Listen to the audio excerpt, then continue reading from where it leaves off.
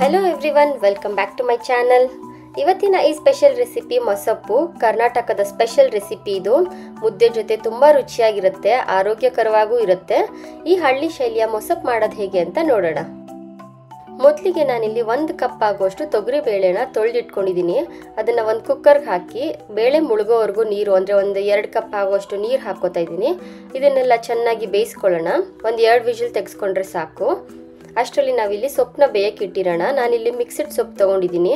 ಸ್ವಲ್ಪ ಆಗೋಷ್ಟು ಪಾಲಕು, ಸಬ್ಸಿಗೆ ಸೊಪ್ಪು, ಸ್ವಲ್ಪ ಮೆಂತ್ಯ ಸೊಪ್ಪು, ಚಕ್ಕೋತ ಸೊಪ್ಪು ಎಲ್ಲ ಸೇರಿ ತೊಗೊಂಡಿದ್ದೀನಿ. ಇದಕ್ಕೇನೆ 10 ರಿಂದ 12 ಆಗುವಷ್ಟು ಬೆಳ್ಳುಳ್ಳಿ ಎಸ್ಲು, 1 ಆನಿಯನ್ನ ಈ ರೀತಿ ರಫ್ ಆಗಿ ಕಟ್ ಮಾಡಿ ಇಟ್ಕೊಂಡಿದ್ದೀನಿ. 4 ರಿಂದ 5 ಆಗುವಷ್ಟು ಮೆಣಸಿನಕಾಯಿ, 1 ಟೊಮೆಟೊನ ಈ ರೀತಿ ಸೀಳ್ಕೊಂಡು ಇಟ್ಟಿದ್ದೀನಿ. ಇದಕ್ಕೆ ನಾನೀಗ 2 ಗ್ಲಾಸ್ ಆಗುವಷ್ಟು ನೀರು ಹಾಕಿ ಇದನ್ನ ಚೆನ್ನಾಗಿ ಬೇಯಿಸ್ಕೊಳ್ಳೋಣ.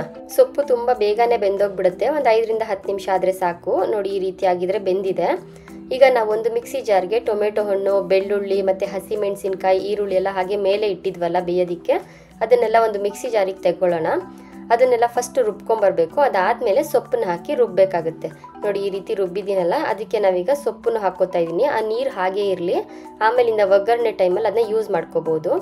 ಈಗ ಸೊಪ್ಪನ್ನು ಅಷ್ಟೇ ತುಂಬಾ ನುಣ್ಣಗೆಲ್ಲ ರುಬ್ಬಾರ್ದು, ಸುಮ್ಮನೆ 1-2 ಪಲ್ಸ್ ಅಷ್ಟೇ ಮಾಡಬೇಕು. ಈ ರೀತಿಯಾಗಿದ್ರೆ ಸಾಕು. ಇದಕ್ಕೊಂದು ಒಗ್ಗರಣೆ ಹಾಕೊಳ್ಳೋಣ. ಈಗ ಒಂದು ಪಾತ್ರೆ ಇಟ್ಟಿದ್ದೀನಿ. ಅದಕ್ಕೊಂದು 2 ಟೀ ಸ್ಪೂನ್ ಆಗುವಷ್ಟು ಎಣ್ಣೆ, ಸ್ವಲ್ಪ ಸಾಸಿವೆ, 2 ಒಣಗಿದ ಮೆಣಸಿನಕಾಯಿ, ಸ್ವಲ್ಪ ಆಗುವಷ್ಟು ಕರಿಬೇವಿನ ಸೊಪ್ಪು, ಮತ್ತೆ ರುಬ್ಬಿರುವಂತಹ ಸೊಪ್ಪಿನ ಪೇಸ್ಟ್ ಇರುತ್ತಲ್ವ, ಅದನ್ನು ಹಾಕೋತಾ ಇದ್ದೀನಿ. ಅದಕ್ಕೆ ನಾವು ಆಗಲೇ ಬೇಯಿಸಿಟ್ಕೊಂಡಿದ್ವಲ್ಲ ಬೇಳೆ, ತೊಗರಿ ಬೇಳೆನ, ಅದನ್ನು ಹಾಕೊಳ್ಳೋಣ. ಈಗ ಮತ್ತೆ ಸ್ವಲ್ಪ ಮಿಕ್ಸ್ ಮಾಡಿದ್ದಾದ್ಮೇಲೆ ನೀರು ಬೇಕು ಅಂತ ಅನ್ಸುತ್ತಲ್ವ, ಆ ಟೈಮಲ್ಲಿ ನಾವು ಆಗಲೇ ಸೊಪ್ಪಿನ ನೀರು ಬೇಕಿಟ್ಟಿದ್ವಲ್ಲ, ಮಿಕ್ಕಿರೋ ಅಷ್ಟು ನೀರು ಹಾಕ್ಕೊಂಡು 1/4 ಟೀ ಸ್ಪೂನ್ ಆಗುವಷ್ಟು ಉಪ್ಪು ಹಾಕ್ಕೊಂಡು 1 ಕುದಿ ಬರ್ಸ್ಕೊಳ್ಳೋಣ. 2 ರಿಂದ 3 ನಿಮಿಷ ಕುದಿಸಿದ್ರೆ ಸಾಕು. ನೋಡಿ, ಈಗ ಮೊಸಪ್ಪು ರೆಡಿಯಾಗಿದೆ. ಬಿಸಿ ಮುದ್ದೆ ಜೊತೆ, ಅನ್ನದ ಜೊತೆ ತುಪ್ಪ ಹಾಕೊಂಡು ತಿಂದರೆ ತುಂಬ ರುಚಿಯಾಗಿರುತ್ತೆ. ಈ ಸಾಂಬಾರು ತಿನ್ನೋವಾಗ ಪಲ್ಯ ಏನೂ ಬೇಕಾಗಲ್ಲ, ಹಸಿ ಈರುಳ್ಳಿ ಇಟ್ಕೊಂಡು ತಿಂದರೆ ಇನ್ನೂ ರುಚಿಯಾಗಿರುತ್ತೆ. ಹೇಗನ್ನಿಸ್ತು ನಿಮಗೆ ಈ ಹಳ್ಳಿ ಶೈಲಿಯ ಮೊಸಪ್ಪು? ಈ ರೆಸಿಪಿ ನಿಮಗೆ ಇಷ್ಟ ಆಗಿದ್ದಲ್ಲಿ ಲೈಕ್ ಮಾಡಿ, ಶೇರ್ ಮಾಡಿ, ಹಾಗೆ ನನ್ನ ಚಾನಲ್ನ ಸಬ್ಸ್ಕ್ರೈಬ್ ಮಾಡ್ಕೊಳ್ಳಿ. Thank you.